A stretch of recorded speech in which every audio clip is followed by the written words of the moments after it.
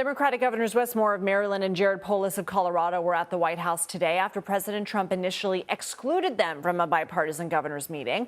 Last week, the president said Moore and Polis were, quote, not worthy of being at the meeting. In response, the National Governors Association, which Moore vice chairs, said it would no longer be facilitating the annual event. The White House then reversed course and extended an invitation to the pair.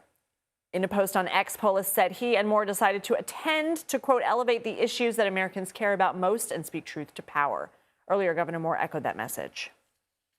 I think it highlights not just the importance of state rights, but also that the people who we protect every single day, the individuals in our own communities, they need to know, and they will always know, that we are going to champion them no matter where we are.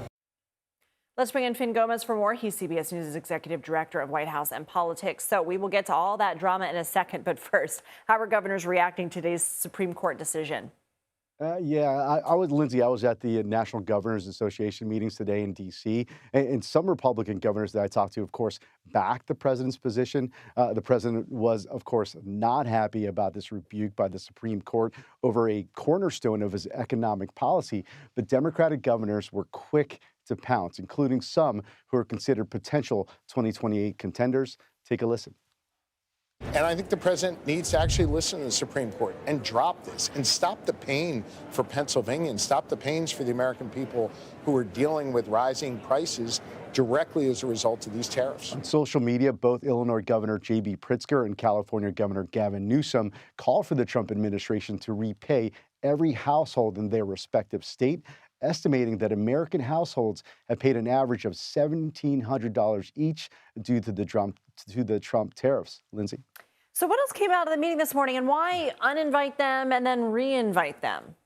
Yeah, there was a lot of controversy over that back and forth, and I think the biggest news of the meeting is that both Governor Moore and Governor Polis attended the meeting following that back and forth controversy on whether they were invited to the annual meeting that is intended to demonstrate bipartisanship. Lindsay, one senior source close to a Democratic governor told me that the White House is confusing the hell out of us.